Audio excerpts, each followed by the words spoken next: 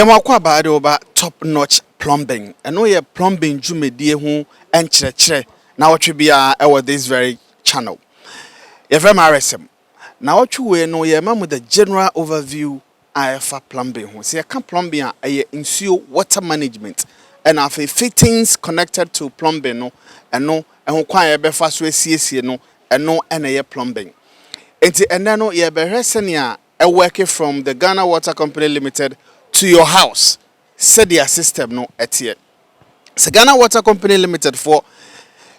eye nsuo no ho adwuma na ye kronje a ye friend portable water na omo the pipelines akese mu a ye friend distribution lines mu na fe omo distribute akoba bia enti fie bia etapo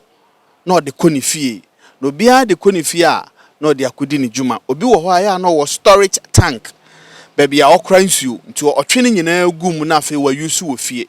ebi wo ha na ehye fom ebi wo ha na wo soro omo use eye pump ene ade sa na adwuma ne tie nti nsuo no ba wo fie a wo use bi wo baby a eye jade kitchen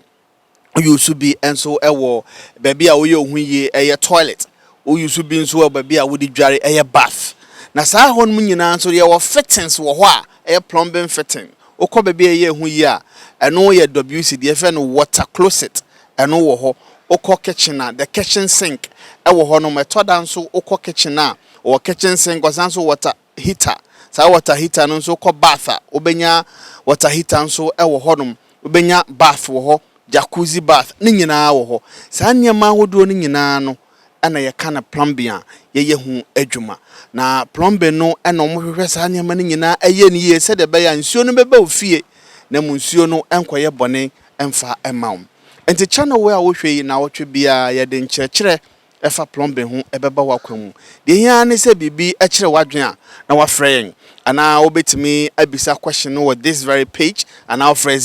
0207753080 0207753080 na one top notch plumbing edin komo plumbing ho adwuma nko a ene edi nyame adoma da sene yebesen ehia yakramo